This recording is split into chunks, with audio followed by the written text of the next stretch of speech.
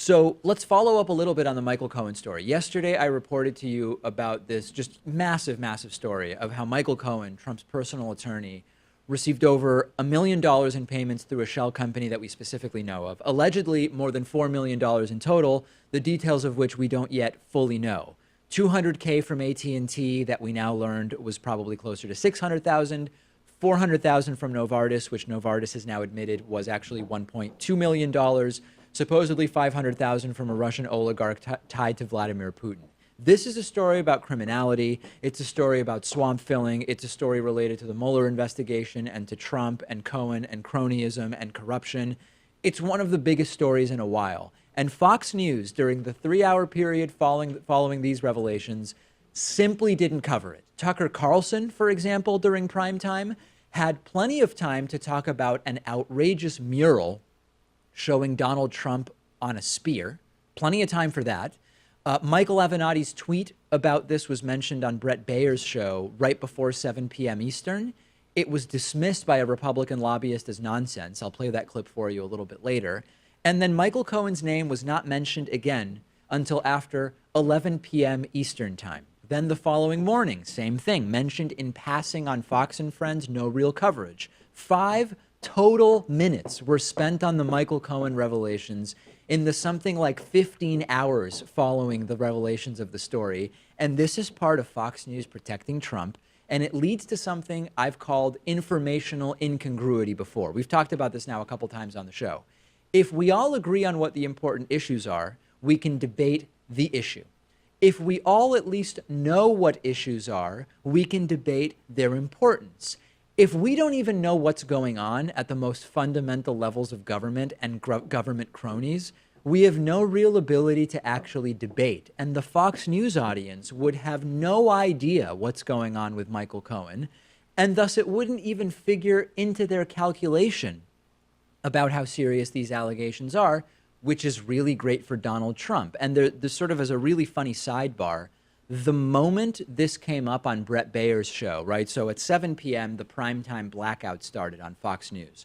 Just before 7 p.m. on Brett Bayer's 6 p.m. show, this is briefly mentioned, and Republican lobbyist Matt Schlapp happened to be on Brett Bayer's show at the time, and he said, don't worry about this Michael Cohen stuff. It doesn't prove that there's any Russian collusion. A total red herring, right? Here's the clip from Fox News. To another thing just happened before we went on air. Matt, Michael Avenatti, the attorney for Stormy Daniels, tweets out, after significant investigation, we've discovered that Mr. Trump's attorney, Mr. Cohen, received approximately $500,000 in the months after the election from a company controlled by a Russian oligarch with close ties to Mr. Putin. These monies may have reimbursed the $130,000 payment to Stormy Daniels. We've reached out to Michael Cohen and his attorney. No response yet. Multiple different agencies reporting about this payment. What about this? This is, I think, why the American people get frustrated. I don't know if Mr. Avenatti is Stormy Daniels' lawyer or if he's the lawyer for #resistance to try to do everything he can to weaken the president. I think this is like several bank shots, I guess, to show that there's some kind of collusion with Russia.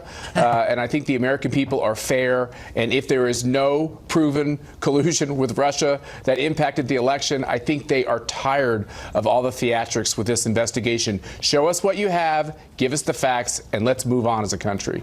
And obviously nothing coming from the Mueller team as of yet. We'll continue to follow up on that $500,000. This is just the best, right? So first, this guy says, listen, whether Michael Cohen received millions of dollars from people trying to buy influence with Donald Trump, it doesn't prove that there was Russian collusion. Well, who's saying that those two things are directly linked other than the fact that there was a Russian oligarch allegedly involved? But this is not actually about Russian collusion. We're talking about possible bribes here. It is a completely a different story, although still you don't ever get that far from Russia. There seem to always be Russians involved. But also notice the words that Schlapp used. He said, unless we see proof of Russian collusion that influenced the results of the election. That is another goalpost move, because before it was there was no Russian collusion. Then it became if there was collusion, then it wouldn't have been illegal. And now, unless we prove that the election results were actually flipped by that Russian collusion, then nobody should care about. This is something that you will see happen very, very often. It is goalposts moving. and it is also a distraction. And the bigger story now then that they're going to forever move the goalposts is that this is something above and beyond what we even conceived of when this entire thing started.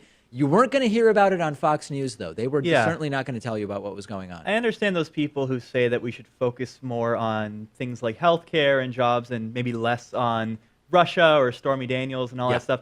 Point taken, but when you have a 24/7 news show and this is the top story at the time, you can't explain away a 4-hour blackout on a major channel like this. Well, you can explain it away as this is a concerted effort to protect the president, right? I mean, the explanations are really bad, and there's no benign way to explain it away for sure.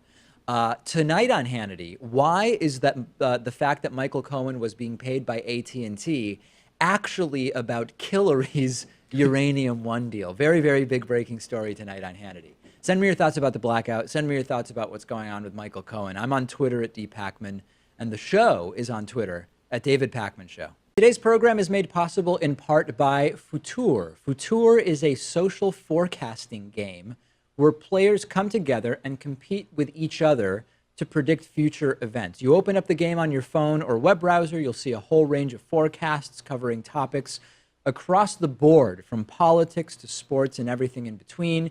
You wager on predictions about real-world events using Futur's in-game fake currency, and you earn more of this currency every time you make a prediction that comes true. You can show off your prediction skills to friends and improve your forecasting ability. I'm even on Futur. You can find my account and follow me by clicking the link in the description if you're watching this on YouTube. This week on Futur, I posed the question, will there be a congressional hearing regarding the Trump sexual assault allegations? What do you think? Click the link in the description and place your bets. And you can browse the politics category on Futur to wager on other predictions. Sign up now at futur.com and start making your forecasts on political topics and tons of other topics. Totally free, available on both Android and iOS, as well as on web browsers. That is futur.com.